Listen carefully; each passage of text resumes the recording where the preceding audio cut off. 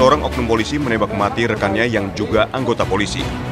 Insiden berdarah ini terjadi di Mapolres Solok Selatan, Sumatera Barat pada Jumat dini hari 22 November 2024. Kepala Bagian Operasi Polres Solok, Ajun Komisaris Polisi Dadang Iskandar, menembak rekannya sendiri, Kepala Satuan Reserse Kriminal Ajun Komisaris Polisi Rianto Ulil Ansor. Kasus ini diduga kuat berkaitan dengan penanganan kasus penambangan ilegal bahan galian C. Kasat Reskrim Polres Solok Selatan AKP Rianto Ulil Ansor ditemukan tewas di pelataran parkir Mapolres Solok Selatan dengan luka tembak di bagian kepala sebelah kanan. Korban sempat dibawa ke Rumah Sakit Bayangkara Polda Sumatera Barat sebelum dinyatakan tewas. Jenazah korban kemudian disemayamkan di kampung halamannya di Makassar, Sulawesi Selatan.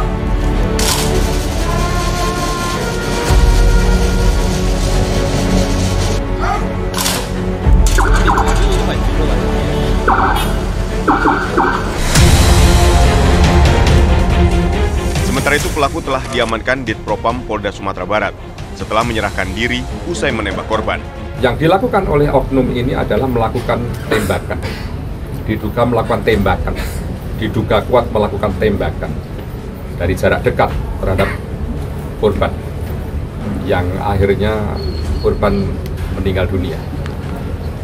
Yang tadi malam pukul 12.30 kami menerima informasi dari Kapolres Solok Selatan dan kami langsung memerintahkan hal-hal yang memang harus dilakukan. Mengingat jarak dari Kota Padang sampai ke Solok Selatan tidak kurang dari 3 jam jarak tempuh, sehingga apapun yang kami lakukan adalah upaya bagaimana untuk meredam situasi, bagaimana untuk menolong korban dan juga mengamankan yang diduga tersangka dan seterusnya. Yang akhirnya dalam waktu 5 menit setelah saya menerima berita, korban dinyatakan sudah meninggal dunia. Dan akhirnya di dalam waktu kurun tidak terlalu lama, oknum tersangka ini juga menyerahkan diri ke Polda dengan upaya-upaya tertentu, dan sampai saat ini secara intensif sedang kita dalami apa yang menjadi motifnya. Kita belum bisa melaporkan. Mendiang Kasat Reskrim Polres Solok Selatan AKP Rianto Ulil Ansor yang menjadi korban penembakan seniornya ini sempat mengutarakan niatnya untuk mundur dari kepolisian. Keinginannya tersebut sempat ia sampaikan kepada sang ibu, Christina Yun Abu Bakar. AKP Rianto Ulil Ansor ingin berhenti menjadi polisi dan beralih profesi menjadi pengusaha saja. Mendiang mengaku tugasnya saat ini cukup berat, sehingga meminta doa kepada keluarganya agar tugasnya mendapat kelancaran. Mendiang AKP Rianto Ulil Ansor dikenal sebagai sosok yang dekat dengan keluarga besar dan pekerja profesional. Kali terakhir AKP Rianto pulang ke kampung halamannya di Makassar pada bulan lalu. Ia juga menyampaikan niatnya untuk segera mengakhiri masa lajangnya dalam waktu dekat. Jadi almarhum ini kan orangnya paling baik sama keluarga, penyayang, semua kesatuan taat beribadah, tugas loyal sekali, berani orang Makassar bilang biar resikonya itu dia. Cuma pesan waktu bulan lalu datang, menurut mamanya dia mohon doanya untuk karena tugasnya dia berat. Oh berat Berat dia bilang. Misalnya tidak disampaikan. Tidak, dia cuma bilang itu juga dekat dengan keluarga lain bahwa doakan saya. Itu dia punya. Mau berhenti dari itu udah bisa mamanya dia bilang boleh tidak saya tuh, tapi mamanya bilang kuat karena ya itu menurut kesaksian mamanya kan. Almarhum ini masih lajang atau seperti? Iya masih lajang. Rencana mau menikah juga tuh bagaimana Pak? Ya begitulah. Rencana kapan? Kita belum tahu, tapi kan mungkin ada yang berencana. Ada yang itu datang calonnya dari Jakarta. Namun suratan takdir berkata lain. Anak kedua dari 3 bersaudara ini tewas ditembak seniornya yang juga anggota polisi AKP Dadang Iskandar. Viral di media sosial, AKP Dadang Iskandar terlihat tak diborgol saat diperiksa di Polda Sumatera Barat. Selain tidak diborgol, ia juga terlihat memegang sebatang rokok yang masih menyala. Video dan foto tersebut diunggah oleh Wakil Ketua Komisi 3 DPR RI Ahmad Syaroni. Pada unggahannya itu, Ahmad Syaroni menuliskan caption agar anggota Propam yang memeriksa AKP Dadang Iskandar untuk dievaluasi. Namun Kabid Humas Polda Sumatera Barat Kombes Pol Dwi Sulistiawan menjelaskan bahwa hal tersebut dilakukan agar pelaku bisa terbuka dan mengakui perbuatannya sehingga dapat mempermudah pemeriksaan. Ajun Komisaris Polisi Dadang Iskandar pun kini harus bersiap menjalani proses hukum karena ulah kejahatannya. Sementara itu, Ajun Komisaris Polisi Rianto Ulil Ansor dimakamkan secara terhormat sebagai seorang abdi negara.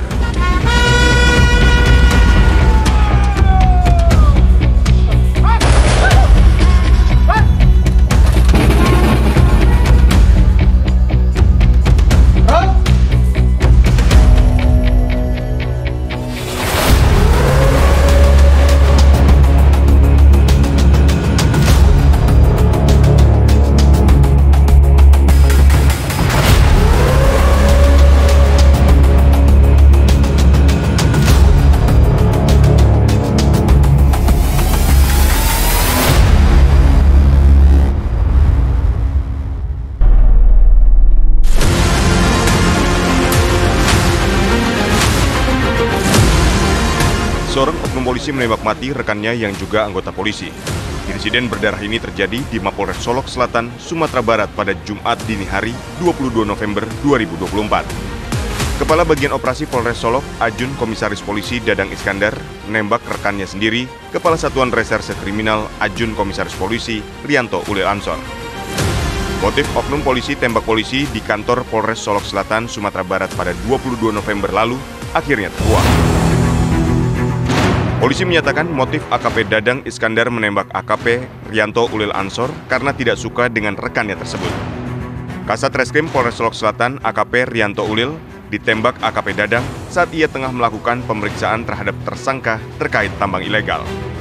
Tersangka yang ditangkap oleh Kasat Reskrim AKP Rianto Ulil Ansor disebut berprofesi sebagai sopir dari tambang sirtu ilegal tersebut. Bahwa pada minggu-minggu ini dan juga hari-hari sebelum peristiwa ini terjadi, salah satu Polres sedang melakukan penegakan hukum terhadap pekerjaan-pekerjaan tambang yang diduga ilegal.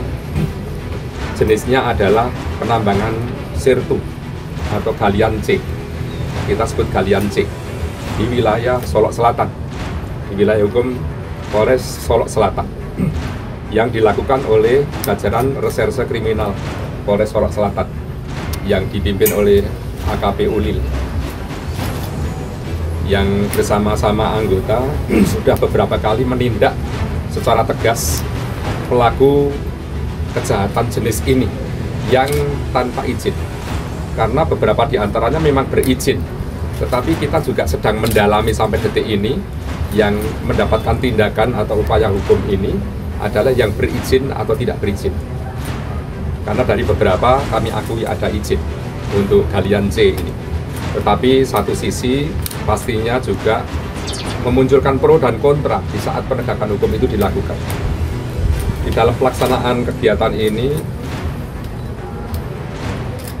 tanpa diduga sebelumnya bahwa seorang perwira yang juga barangkali salah satu kita anggap sebagai tersangka, oknum dari anggota kami, juga pada posisi kontra terhadap penegakan hukum.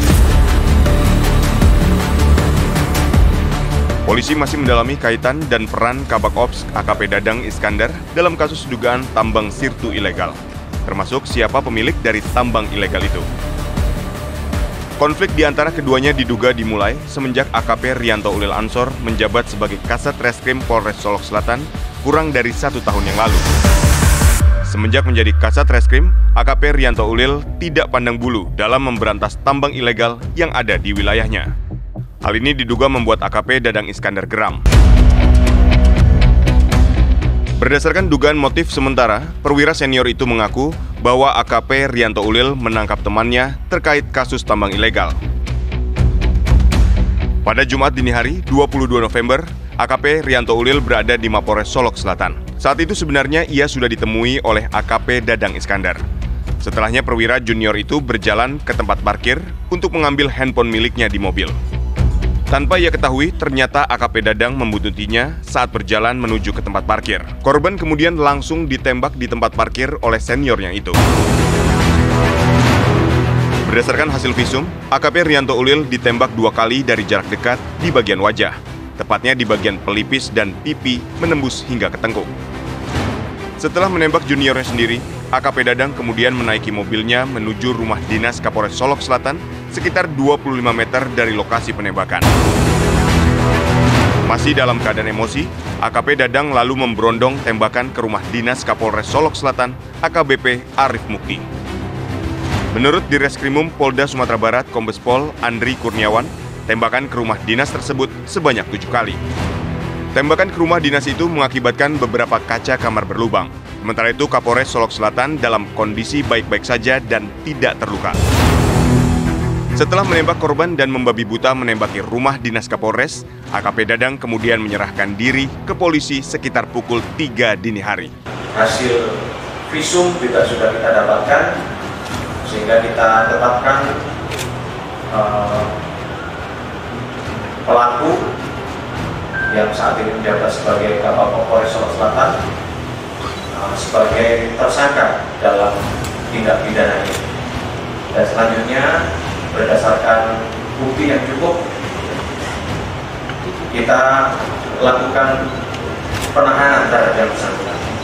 Dan penyidik telah menjerat dengan pasal berlapis mulai dari pembunuhan berencana pasal 340 KUHP, kemudian subsidiar 338 dan lebih subsidiar lagi ke 351. Namun demikian tetap pemeriksaan masih tetap berlanjut dan akan kami lakukan pendalaman dan pemeriksaan terhadap ahli lainnya untuk memperkuat pembuktian terhadap peristiwa.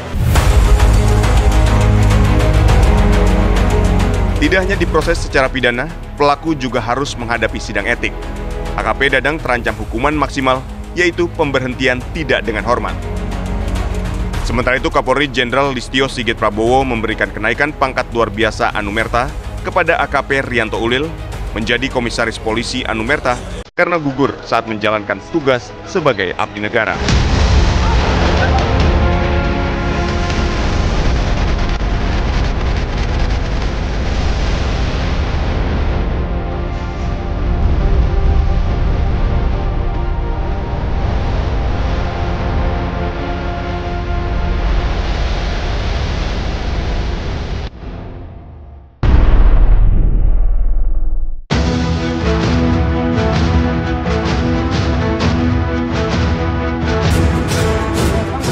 Seorang oknum polisi menembak mati rekannya yang juga anggota polisi.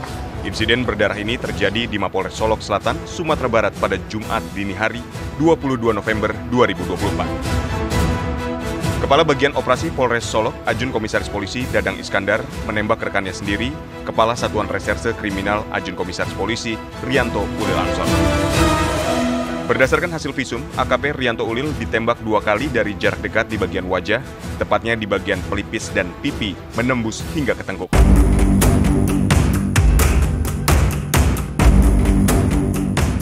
Setelah menembak juniornya sendiri, AKP Dadang kemudian menaiki mobilnya menuju rumah dinas Kapolres Solok Selatan sekitar 25 meter dari lokasi penembakan.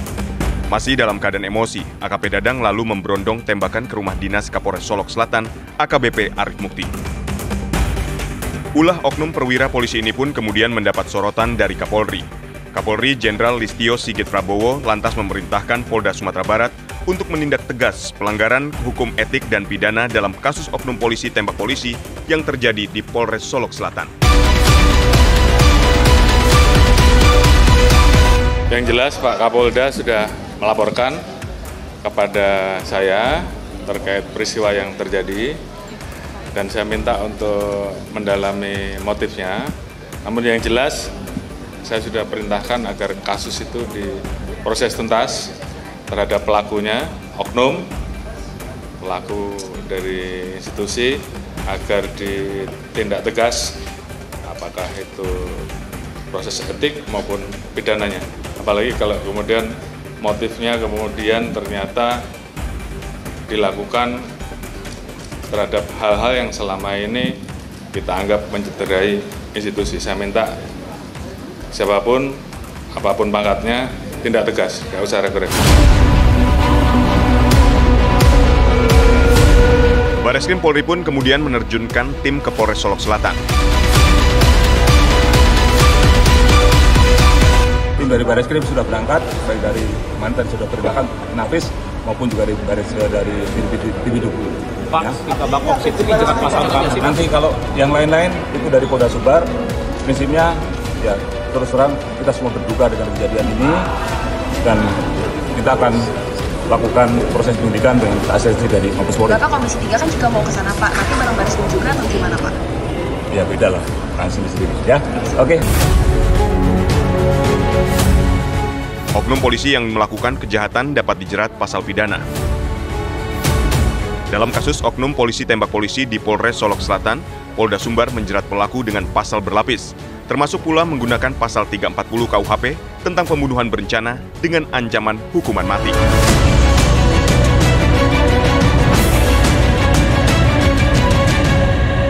Hasil visum juga sudah kita dapatkan, sehingga kita tetapkan pelaku yang saat ini menjabat sebagai Kapolres Polres Solok Selatan sebagai tersangka dalam tindak pidana ini. Dan selanjutnya berdasarkan bukti yang cukup, kita lakukan penahanan terhadap yang bersangkutan. Dan penyidik telah menjerat dengan pasal berlapis mulai dari pembunuhan berencana pasal 340 KUHP, kemudian subsidiar 338 dan lebih subsidiar lagi ke 351. Namun demikian tetap pemeriksaan masih tetap berlanjut dan akan kami lakukan pendalaman dan pemeriksaan terhadap ahli lainnya untuk memperkuat pembuktian terhadap peristiwa. Kasus oknum polisi tembak polisi ini juga mendapat sorotan dari Menko Polkam Budi Gunawan.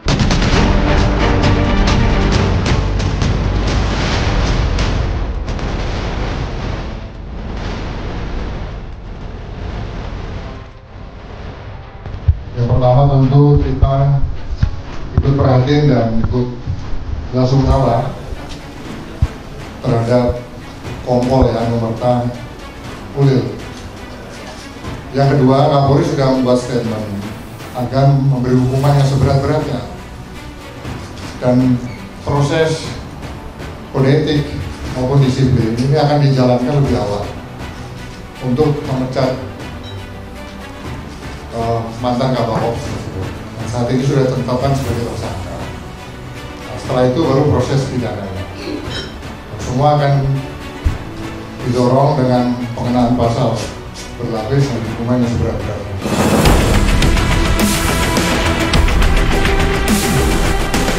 Polda Sumatera Barat kini telah menutup aktivitas tambang ilegal yang diduga kuat menjadi akar masalah dalam kasus ini.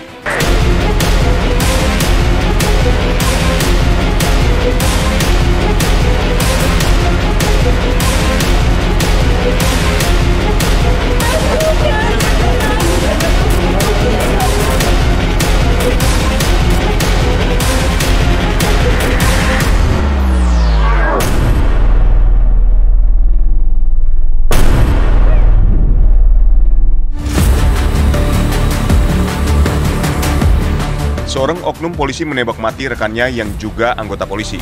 Insiden berdarah ini terjadi di Mapolres Solok Selatan, Sumatera Barat pada Jumat dini hari 22 November 2024. Kepala Bagian Operasi Polres Solok, Ajun Komisaris Polisi Dadang Iskandar, menembak rekannya sendiri, Kepala Satuan Reserse Kriminal, Ajun Komisaris Polisi Rianto Ulil Ansor. Berdasarkan hasil visum, AKP Rianto Ulil ditembak 2 kali dari jarak dekat di bagian wajah, tepatnya di bagian pelipis dan pipi, menembus hingga ke tengkuk. Setelah menembak juniornya sendiri, AKP Dadang kemudian menaiki mobilnya menuju rumah dinas Kapolres Solok Selatan sekitar 25 meter dari lokasi penembakan. Masih dalam keadaan emosi, AKP Dadang lalu memberondong tembakan ke rumah dinas Kapolres Solok Selatan, AKBP Arif Mukti. Kasus oknum polisi tembak polisi yang terjadi di Solok Selatan, Sumatera Barat ini menambah panjang daftar insiden serupa yang melibatkan aparat penegak hukum. Kasus ini pun mendapat perhatian khusus dari sejumlah pihak yang menyerukan pengusutan motif dan evaluasi terhadap penggunaan senjata api di lembaga kepolisian. Saya duga pasti merupakan pembunuhan berencana, ya. karena dia menggunakan pistol menembak, ya sudah merencanakan untuk menembak. Saya menduga itu pembunuhan berencana, tapi nanti penyidik silahkan memprosesnya. Selain itu latar belakangnya dari informasi yang kami dapat adalah terkait ya bahwa ada yang menyebutkan si pelaku ini tidak senang atas apa yang dilakukan Kasat Reskrim menindak tambang ilegal galian C.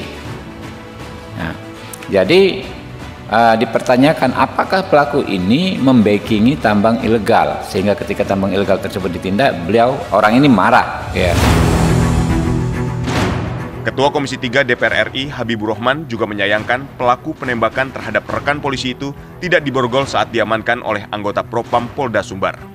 Ia juga menilai kasus ini adalah kasus yang serius. Ada dua hal menurut saya, hal besar yang penting untuk dievaluasi terkait masalah ini. Yang pertama soal bagaimana evaluasi penggunaan senjata. Ya. Apakah terhadap anggota tersebut dilakukan semacam cek kesehatan mental yang periodik sehingga nggak gampang cabut senjata terkait masalah yang mereka hadapi. Yang kedua juga bagaimana memantau ya memetakan abuse of power yang dilakukan anggota Polri ya di tingkatan bawah misalnya dengan menjadi backing dari praktek-praktek yang ilegal seperti apa. Nah, kok bisa-bisanya misalnya dia keberatan terhadap penangkapan pelaku tambang ilegal. Ya pasti kan sangat mungkin ada keterlibatan dia ya di tambang ilegal tersebut. Seperti apa penegakan hukumnya? Nah, ini yang harus kita evaluasi. Karena itu kami Komisi 3 pertama hari Senin besok kami akan langsung ke sana ke lokasi ya, yang kemudian pada hari Kamis setelah pilkada kami akan panggil Kapolda, Kapolres dan Kadif Propam ya. Untuk bukan sekedar kasus ini tapi secara umum cari cara bagaimana agar persoalan seperti ini tidak terulang kembali di masa yang akan datang. Pernyataan Ketua Komisi 3 DPR RI ini mendapat tanggapan dari Penasehat Ahli Kapolri, Arianto Stadi. Penggunaan senjata ini ya, theoretically itu sudah ada cek psikologi dan sebagainya, selektif dan sebagainya. Tapi ini pelaku ini ya, perlu diketahui beliau adalah mantan Brimob dan sudah tinggal setahun lagi pensiun. Jadi mengenai penggunaan senjata api pasti tidak dilakukan. Tetapi di sini kalau saya melihat ya, kelihatannya dia itu sangat emosional ini ya. Sangat emosional dan gegabah tugasnya kelakuannya itu. Itu mungkin juga ya karena temannya itu galian C kemudian ditangkap dan kemudian minta tolong tapi kemudian tidak kabulkan, mungkin juga dia kalap yaitu marah gitu sehingga dia di luar kendali sehingga dia langsung melakukan tindakan itu.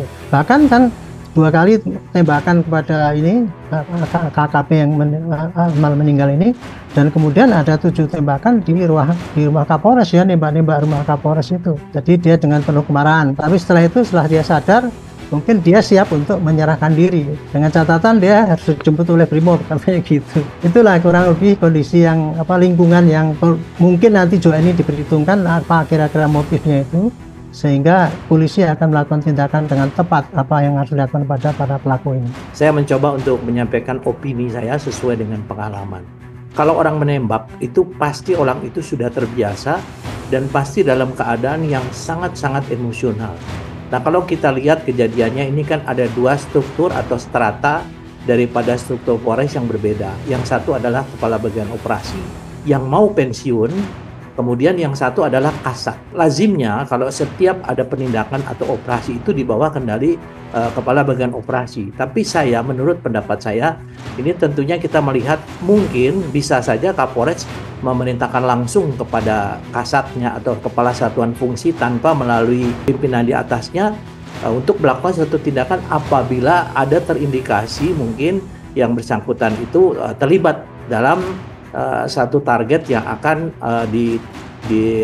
diungkap ya oleh Polres. Jadi di sini bisa saja ada yang terganggu. Kemudian juga kita lihat sekarang mungkin yang bersangkutan akan pensiun ya, pasti paling tidak meskipun itu mendapatkan sesuatu dari hal yang melanggar hukum, tapi dia yang bersangkutan tentunya mungkin ya nanti pada saat pensiun dia akan kehilangan daripada sesuatu yang bisa memenuhi kebutuhan dia pada saat pensiun. Nah di sisi lain tentunya dari almarhum ini kan juga mereka masih memiliki idealisme yang tinggi ya. apalagi ini sudah perintah Pak Kapolri ya, tentu dia akan melakukan. Nah, di saat ini bisa saja terjadi komunikasi yang mungkin komunikasi antara yang tua dan yang muda ini ada komunikasi yang menimbulkan luapan emosional sehingga si pelaku tersebut bisa langsung melakukan penembakan ya, apalagi kalau di kepala itu sudah bukan penembakan yang tidak disengaja ya. Mungkin kalau di badan masih tidak untuk membunuh ya, tapi kalau di kepala sudah pasti itu maksudnya adalah untuk membunuh yang bersangkutan. Sehingga ini perlu didalami ya motif yang bersangkutan. Tapi hal ini tentunya menjadi sesuatu yang harus dilihat dari aspek psikologis, kemudian juga harus didalami daripada si pemilik tambangnya itu ya. Karena kan pemilik tambang ini juga apakah betul dia selama ini memiliki kedekatan dengan si pelaku ya. Kemudian dengan siapa saja yang mungkin bisa dikaitkan. Kalau kita lihat setelah menembak kan pelaku itu menembak kalau nggak salah rumah Kapolres. Mungkin dia kesal ya kenapa tidak memerintahkan dia langsung kepada Kasatserse. Nah, kemudian dia juga telah menelpon, saya dengar seorang perwira menengah di Polda mengatakan dia akan menyerah ya. Nah ini tentunya sesuatu yang dilakukan itu pada saat setelah menembak pasti akan ada timbul penyesalan. Tapi apa yang disampaikan Pak Kapolri bahwa ini harus diusut tuntas, apalagi diawasi oleh Kompolnas, saya yakin kasus ini nanti akan bisa disampaikan ke masyarakat, tidak ada lagi sesuatu yang disembunyikan.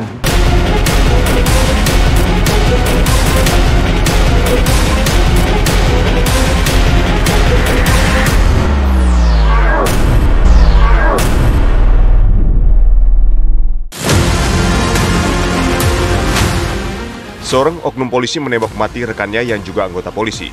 Insiden berdarah ini terjadi di Mapolres Solok Selatan, Sumatera Barat pada Jumat dini hari 22 November 2024. Kepala Bagian Operasi Polres Solok, Ajun Komisaris Polisi Dadang Iskandar, menembak rekannya sendiri, Kepala Satuan Reserse Kriminal, Ajun Komisaris Polisi Rianto Ulil Ansor.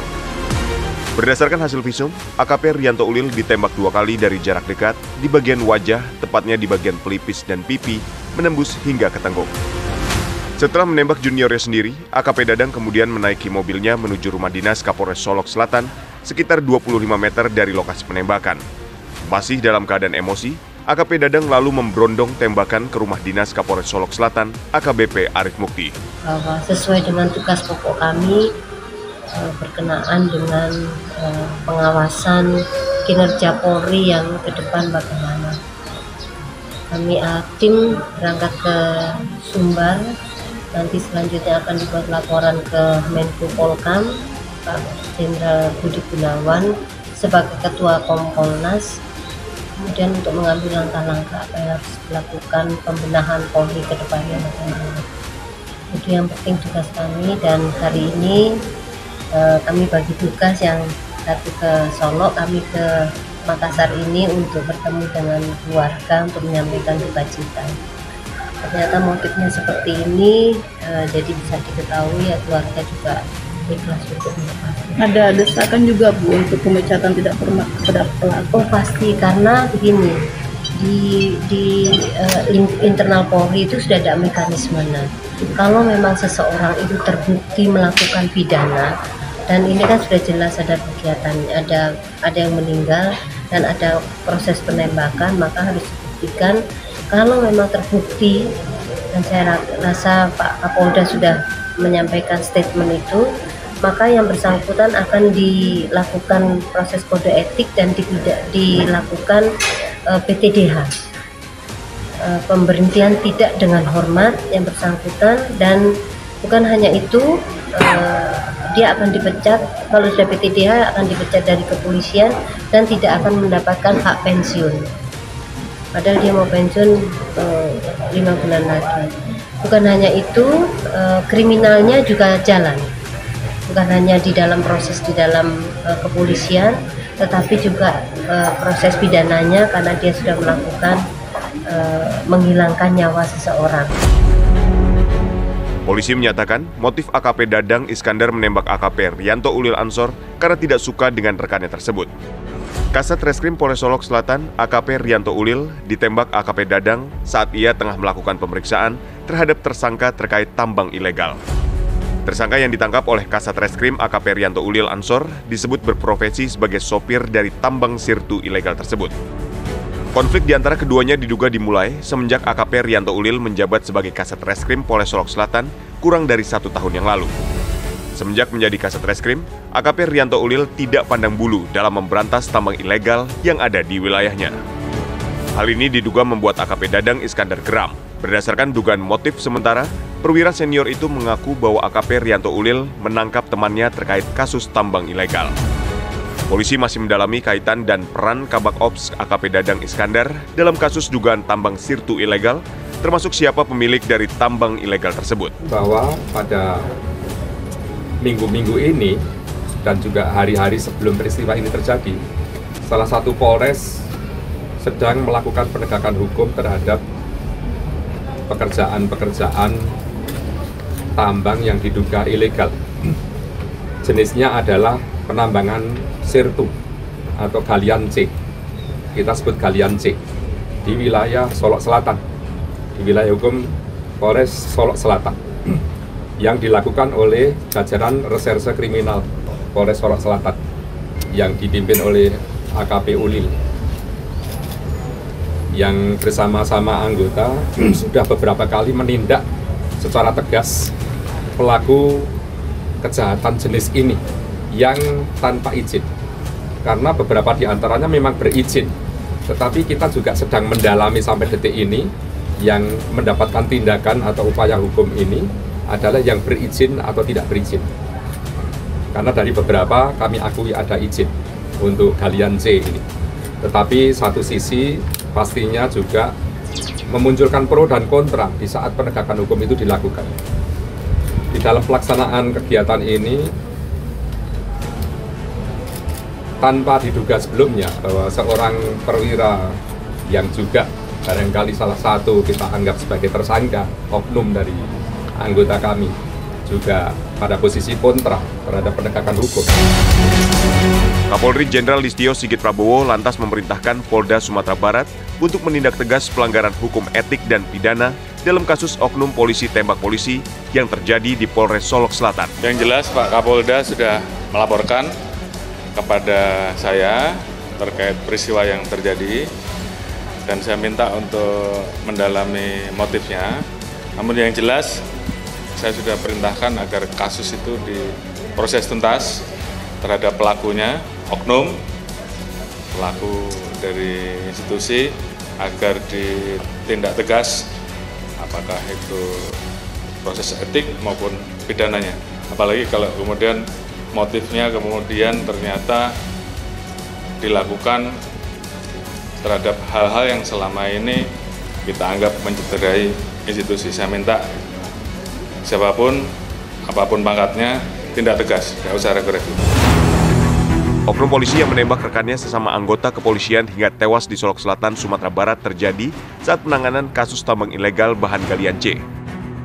Insiden ini dapat menjadi momentum Polri untuk berbenah sesuai arahan dan komitmen pemerintahan Presiden Prabowo dalam upaya penegakan hukum yang tegas dan pemerintahan yang bersih. Kami ini semua datang ke sini adalah pengen masalah ini disikapi dengan lugas.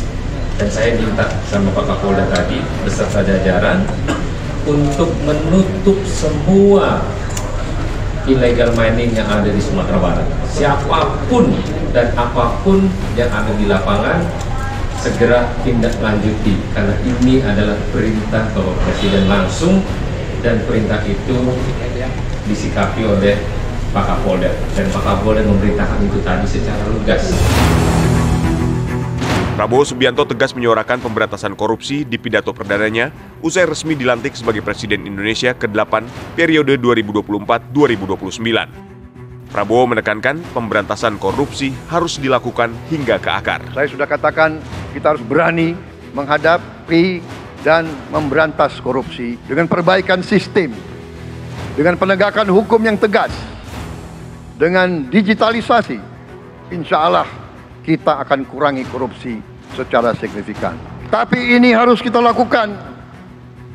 Seluruh unsur pimpinan harus memberi contoh. Ingarso sing tulodo. Saat melaksanakan sidang Kabinet Paripurna Perdana di Istana Kepresidenan Jakarta pada 23 Oktober, Presiden Prabowo Subianto menyampaikan sejumlah arahan penting. Kepada Jaksa Agung ST Burhanuddin, Kapolri Jenderal Listio Sigit, dan Kepala Badan Intelijen Muhammad Herindra. Presiden Prabowo memberikan arahan khusus. Presiden Prabowo meminta kepada para petinggi tersebut untuk fokus terhadap penegakan hukum. Oleh pertahanan yang kuat, penegakan hukum yang tidak ragu-ragu, saya minta Jaksa Agung, Kapolri, BPKP, Badan Intelijen Negara fokus ancaman yang berat bagi kita, judi online, narkoba, penyelundupan, penyelewengan, korupsi, kebocoran. Hanya dengan penegakan hukum yang tegas dan intelligence yang baik, bukti-bukti yang kuat, bisa kita segera mitigasi hal ini semua. Sementara itu, Kementerian Koordinator Bidang Politik dan Keamanan pada 4 November lalu membentuk 7 des lintas kementerian dan lembaga untuk percepatan program prioritas Presiden Prabowo Subianto. Mulai dengan contoh dari atas, dan sesudah itu penegakan hukum yang tegas dan keras. Saudara-saudara sekalian, semua kita percaya dan kita yakin kita akan punya kekuatan untuk bisa menghilangkan kemiskinan dari bumi Indonesia.